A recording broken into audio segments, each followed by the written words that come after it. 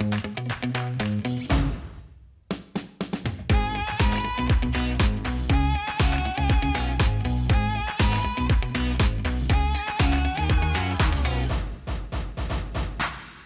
welcome to the Toolshed. This is a place you can stop by for about 15 minutes a day, sometime throughout your day, and we'll make every job just a little bit easier. Hey, on Fridays, we've invited some of our friends over, so we're super excited about what's going on today. This one-of-a-kind Toolshed is brought to you by Schedule Engine, so thank you, Schedule Engine. If you're a contractor and you don't know about Schedule Engine, let me tell you two things: less headaches, more booked calls. And what's not to like about that?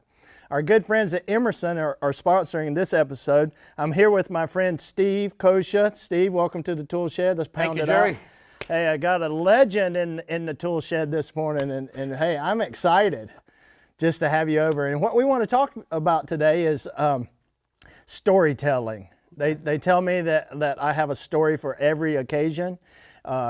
Mostly I just repeat the same ones over and over because I know they work, and I know you do some of the same things. I do, and one quick story that comes to mind was we were in Cincinnati.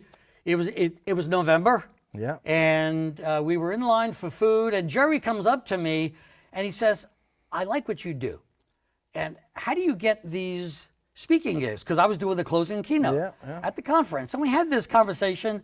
And then about a year later, Jerry is out consulting. And I thought, here's a guy who can chew it up and spit it out. This guy gets things done. I put on my notes. He's a doer, not a talker. I put on my notes that day, be like Steve. And so you gave a great speech that day. I remember it vividly, and I appreciate they were a lot of fun. All the advice that you shared with me.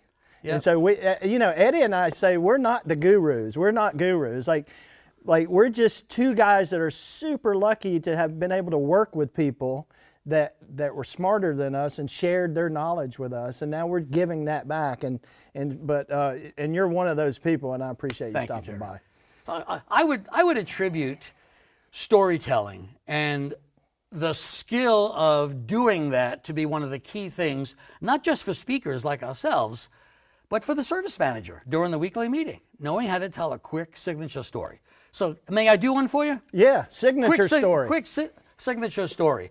I was on the Pennsylvania Turnpike, and I was driving west. I was going to speak to a contracting group in Akron, Ohio. It was early in the morning. I finished my first cup of coffee, and as I finished the cup of coffee, there's a rest stop just a few miles down. I pull into the rest stop, and I'm only thinking about a cup of coffee. Walk to the building, push open the doors, take 2 steps inside, and it hits me. I could smell bacon, and someone's frying eggs, and there's biscuits baking in the oven. But intellectually, I only walked in to buy a cup of coffee. Walked over to the counter. There's a nice young lady at the counter. She's a morning person, just like me. I ask for a cup of coffee. She fills it, puts it on the counter, reach into my wallet, and then she does it. She looks me in the eye, she smiles, and she asks, "You want a breakfast sandwich? They're fresh." And there I stood in the presence of this positive person asking me to taste the pervasive aroma which had filled the room. And I answered, yes. And she turned a $1.50 coffee sale into a $4 breakfast sale. Now, to a group of contractors, a story like this gives me many opportunities because there's a pervasive aroma. Well, what type of aromas might occur during a residential service call? Well, perhaps the aroma might be personal hygiene. And the aroma might be something good. The aroma might be something foul. And how a technician prepares himself for that service call, putting the little Listerine tabs in your mouth to just clear the breath. Make sure you've got a clean shirt on. Those things come to mind. The attitude, the thinking big, knowing how to look someone in the eye, smile, and ask a question. Simple as that. So that quick story that has nothing to do with HVAC equipment overlaps into numerous issues in our industry. Yeah, that's a fantastic analogy. I love that story, and you can use that story now And, and the way you can weave that into a service meeting is really good, because Steve and I both have a thing where people will come up to us and say, hey, I heard you speak 3 years ago, and I remember this story you told. That's what they remember. remember. So if that technician or that plumber or that electrician or that service manager can remember a story to help build value, maybe that technician can remember it when somebody says, like, hey, why are your prices so high? Hey, here's why, right? And speaking of bacon, I think bacon is God's way of showing us that he loves us. I love bacon, and everything's a little bit better with bacon. You brought up the whole issue of why your price is so high. And in this industry, if you're the best contractor in town, you're probably not the cheapest contractor in town. And knowing how to handle that question about why your prices are so high is a vital thing. You know, in my seminars, I invest time getting employees of any contractor to convey what it is that makes their service different and special as compared to the competition.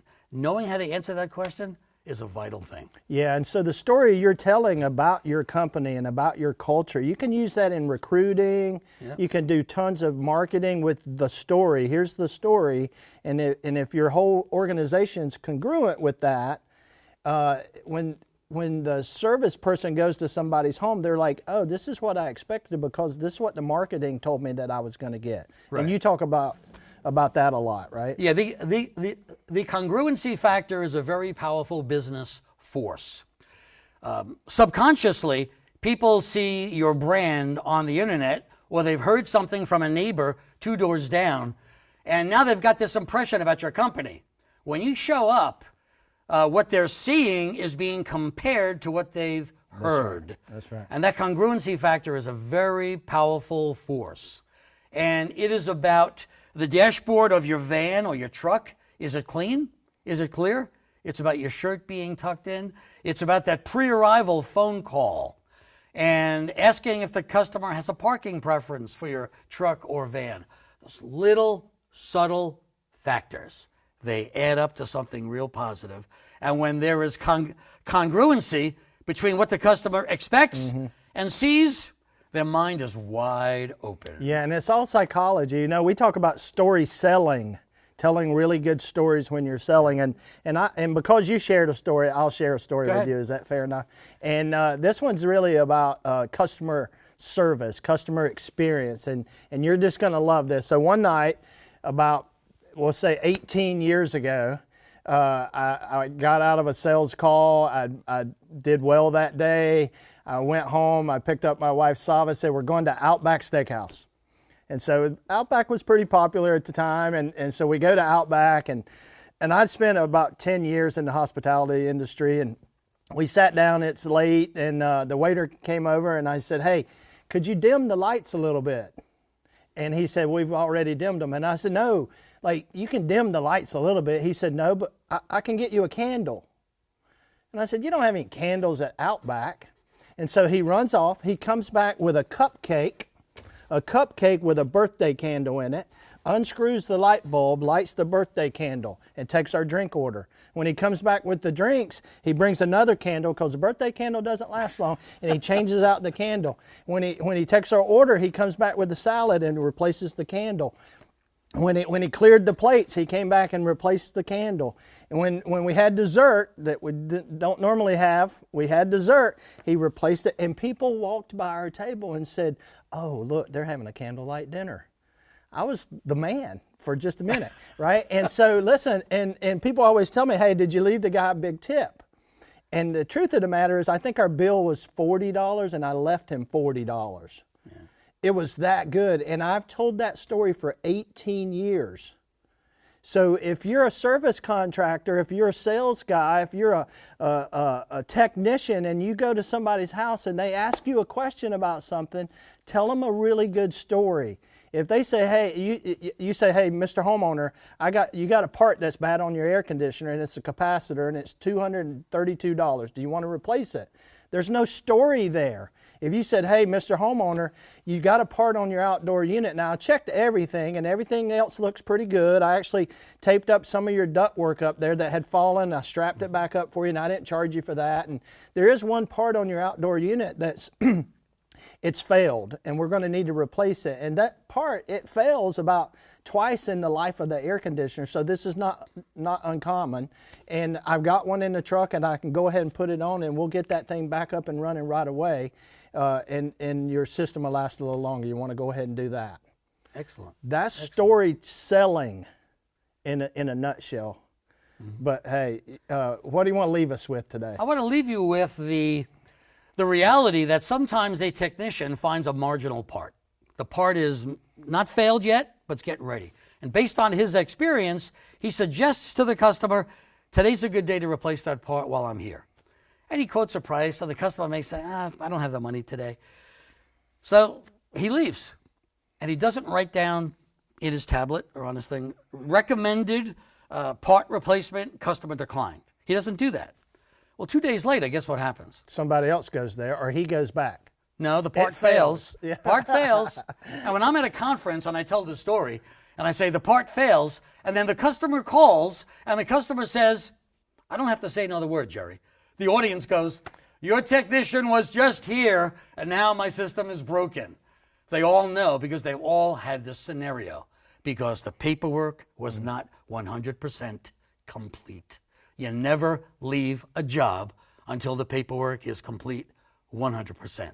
You got to complete the call. Absolutely. You got to complete the call, and that's part of it. And if you leave that hanging out there, and that customer says, hey, it worked great till your person was out here, and after he worked on it, it stopped working, and I don't care if there's a part broken, I'm not buying it because it worked great.